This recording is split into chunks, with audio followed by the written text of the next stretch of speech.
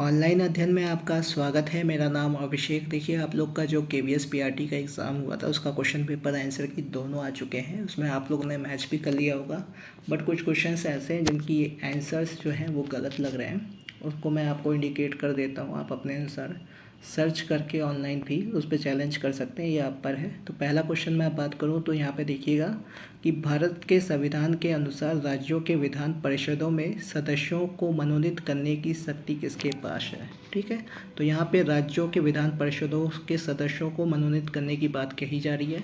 तो याद रखिएगा, इसका जो आंसर होगा वो है राज्य के राज्यपाल के पास होती है।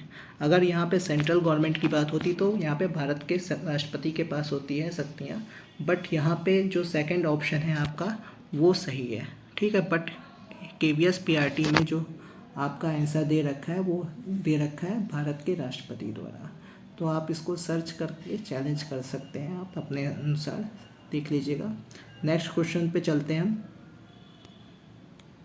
दूसरा क्वेश्चन जो है वो भारत रत्न से संबंधित है। यहाँ पे पूछा गया है कि भारत रत्न से संबंधित जो कथन है उसमें कौन सा गलत है। तो यहाँ पे आप देख सकते हैं कि पहला ऑप्शन जो है वो सही है, यानी यह सम्मान किसी क्षेत्र विशेष में व्यक्तियों की उत्कृष्ट सेवा और प्रदर्शन के आधार पर उनके सम्मान में दिया जाता, तो ये सही है। लेकिन जो तीनों ऑप्शन है वो गलत है। इसमें देखिए क्या है कि प्रत्येक पुरस्कार जो है वो विजेता को 1 करोड़ रुपए मिलता है, बिल्कुल गलत है। तीसरा जो पॉइंट कह रहा है आपका यहाँ पे कि एक वर्ष में अधिकतम 3 व्यक्तियों को यह सम्मान दिया जाता है, ये भी गलत है एक तरह से।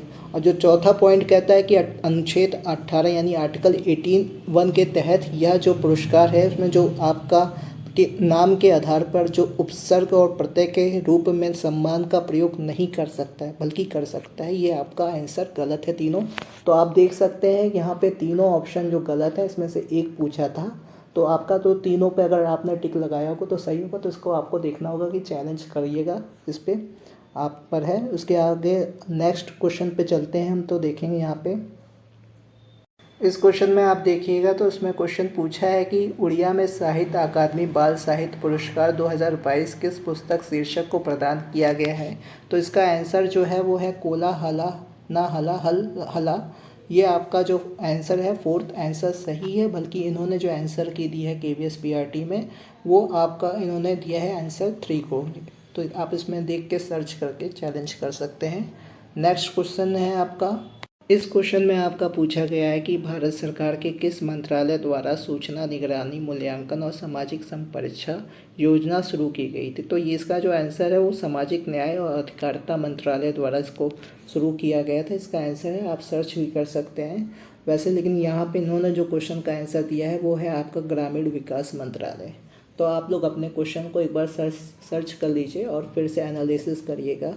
अगर आपको सही लगता है तो आप इस पर चैलेंज कर सकते हैं, क्योंकि पैसा आपको देना है।